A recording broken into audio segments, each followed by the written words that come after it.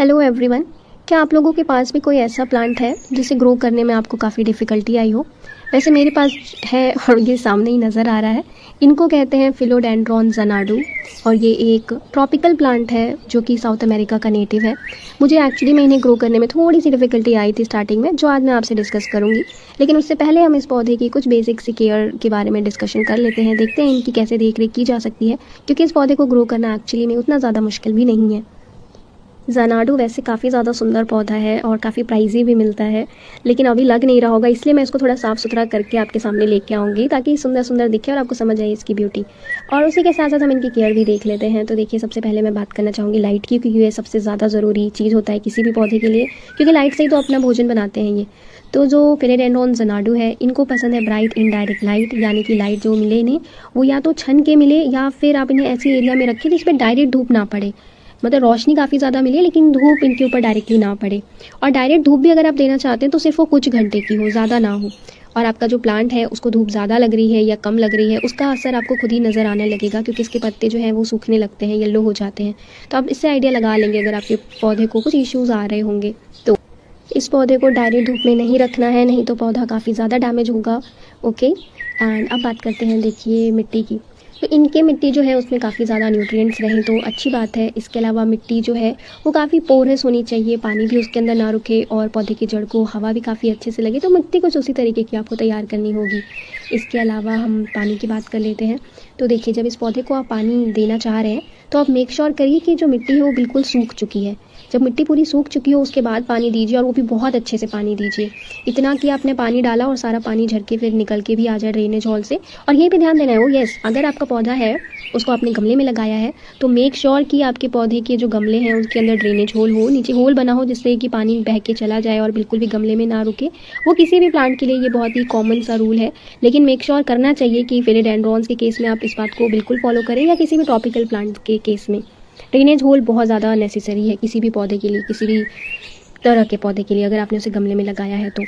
ठीक है। और इसके अलावा पौधा जो है आपका, ये स्पेशली ज़नाडू, ये इसको आप ना कम पानी दे देंगे चलेगा, लेकिन ज़्यादा नहीं होना चाहिए। यानी अंडर वाटरिंग इज़ ओके, लेकिन over watering is not okay, not cool, because root rot हो सकता है।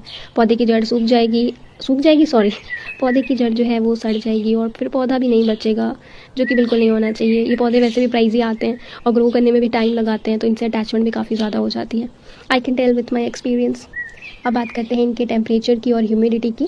तो लकीली क्योंकि हम एक ट्रॉपिकल देश में रहते हैं, सब ट्रॉपिकल देश में रहते हैं, तो यहाँ पे का जो टेम्परेचर है, जो ह्यूमिडिटी है, वो फिलोडेंड्रॉन्स को अच्छी लगती है। लेकिन फिर भी आप ऐसी प्लेस पे हैं जहाँ ह्यूमिडिटी कम है तो आप इसके लिए ह्यूमिडिफायर लगा सकते हैं, पानी का स्प्रे कर सकते हैं पौधे के ऊपर, बाकी पौधों के साथ रख सकते हैं, उससे भी काफ़ी मदद हो जाती है। अगर इंडोर सेटिंग में रख रहे हैं तो आप किचन्स में रख सकते हैं, बाथरूम्स में रख सकते हैं, मीन्स टोटली आपकी चॉइस है। लेकिन एज आई सेड कि हमारे यहाँ तो ये ठीक ग्रो कर जाते हैं। अब रही बात फर्टिलाइज़र की, तो इन्हें आप किसी भी तरीके का नाइट्रोजन बेस्ड फर्टिलाइज़र या कोई भी फर्टिलाइज़र दे सकते हैं, लेकिन ग्रोइंग सीजन में, यानी कि जैसे कि स्प्रिंग में या फिर समर में। यहाँ देखिए, इस पौधे को नए पत्ते आ रहे हैं इसके अंदर, ये मैंने अभी रियलाइज़ किया अभी जस्ट। और ये है कुछ समय बाद मेरा पौधा क्लीन करने के बाद। प्रिटी तो है।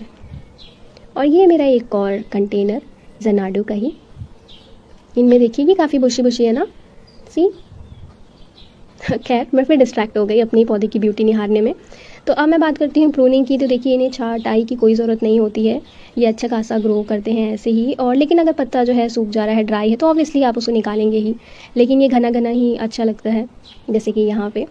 और रही बात रिपॉटिंग की, तो वो तभी करें जब पौधा रूट बाउंड हो जा रहा है, काफ़ी ज़्यादा जड़ निकल गई है पौधे की, जो कि आमतौर पे 2 साल के बाद ही होगा इन नॉर्मल केसेस।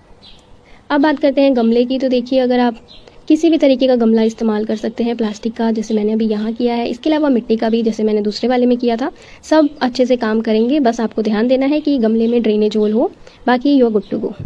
साइज़ रही बात, तो इन्हें बहुत ज़्यादा बड़े गमले की ज़रूरत नहीं होती है। नॉर्मल साइज़ का एक 9 इंच से 12 इंच का गमला इज़ लाइक फाइन। अब बात करते हैं कि मुझे इन्हें ग्रो करने में डिफ़िकल्टी क्या आई थी। तो देखिए, सबसे मेरे साथ इशू क्या हुआ था कि मुझे लगा था कि इनके जो पत्ते हैं उनका साइज़ छोटा क्यों हो रहा है। तो मैं काफ़ी परेशान थी इसको लेके, जैसे आप यहाँ देख सकते हैं।